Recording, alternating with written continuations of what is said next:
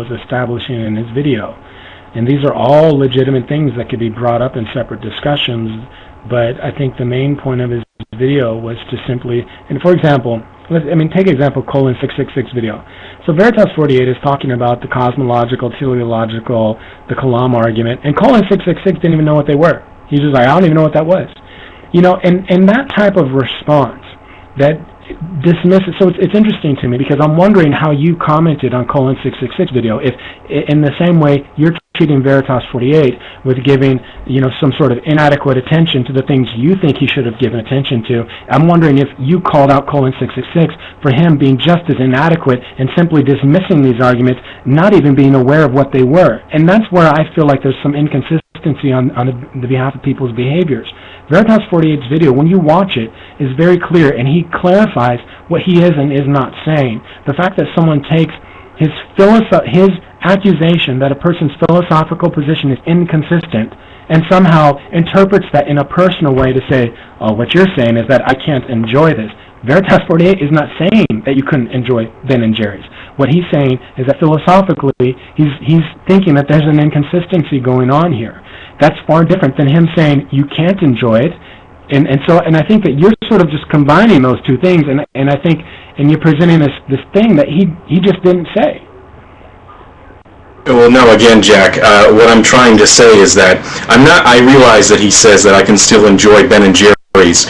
What I'm saying is that I have yet to get a straight answer from you or Veritas or anyone who actually makes this sort of argument why it is that I could philosophically only, or psychologically, whatever happens to be, only enjoy my Ben and Jerry's ice cream if it is under the context that somehow in some vague way loosely ties, dovetails into the purpose of acting in such a way as fulfilling these arbitrary goals that God has set out for me. I mean, what exactly does any particular part of what I do in my life and whether or not I can enjoy it and find meaning and fulfillment out of it, what does any of that have to do with whether or not God, it's pleasing to God, or it is part of God's predetermined purpose?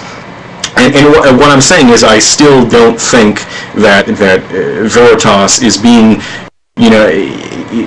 honest about what he is actually posing as an alternative to this sense of purposelessness. And I don't think that he's making a sweeping statement about human psychology that basically says, look, if there's not an overarching narrative, then I mean, what's the point? Well, why should I care what the point is? Is it? I mean, why should I be stopped from doing the things that I do and derive? And I mean, what difference should it make to me? In terms of my enjoyment and fulfillment and those sort of things.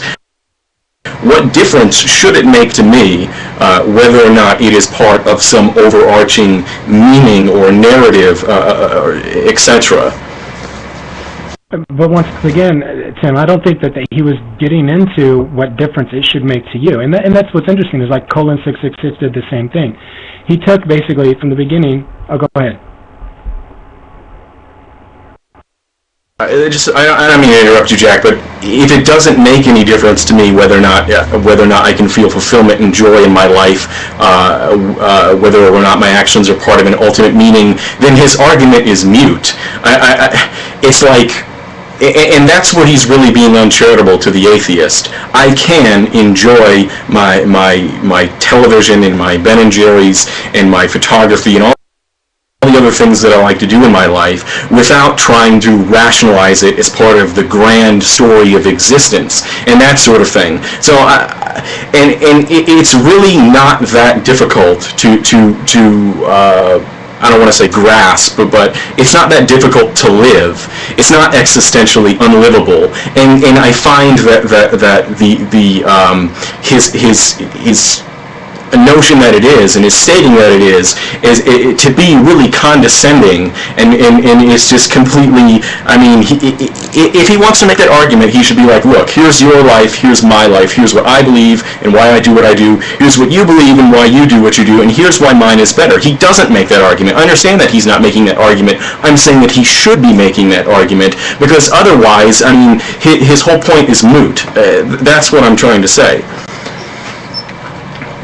But it seems odd to me that you're pushing off onto him what his whole point should be, when that just seems like a somewhat backwards approach. I mean, when I am in a conversation with someone, I mean, in this case, what Veritas48 was attempting to do, he clearly laid out at the beginning of his video. He was indicating the reasons why he, as an individual, specifically, was not an atheist, and he addresses some things that he found to be inadequate, just as you believe that there are certain arguments that have been given by him that you think are inadequate, and that I don't agree with your stance on that, but I'm certainly not going to respond back, you know, with this mockery and whatever. He was talking about why he thought these things were inadequate. And what happened was, though, you and Colin666 personalized it. And Colin666 went as far as to get into what atheism meant for him. And I'm sitting there thinking to myself, Veritas48 described what atheism was to Veritas, and it seems to me that some people are so consumed that in thinking that atheism only means one particular thing, and all atheists share the same definition, which is clearly not the fact. Whether we think that should be the case or not, the fact is that atheists will use that word in a variety of different ways. And I find it really, you know, it's really odd to me that in response to Veritas, someone says, oh, you know what? Your definition of atheism is not my definition, and the rest of your video, I'm going to use my definition for atheism and talk about how stupid your arguments are because it doesn't relate to me as an atheist.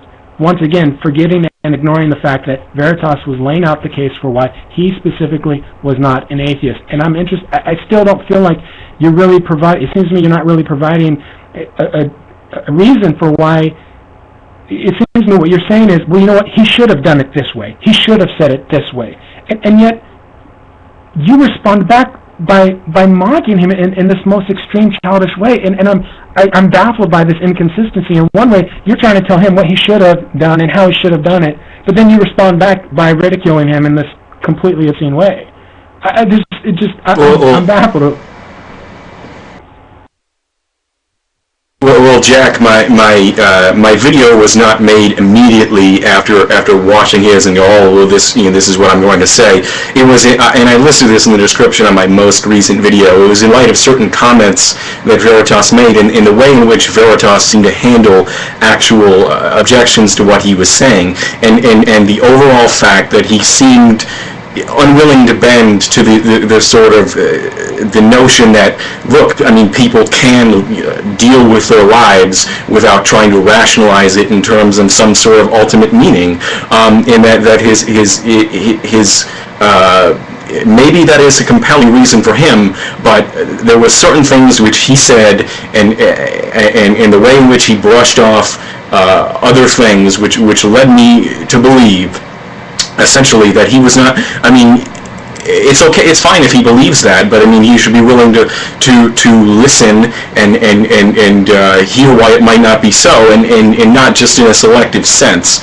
And rather than do that, he's just like, well, I still don't believe that, and he still does not seem to want to address basic issues like why it is that his point of view is superior in regards to meaning.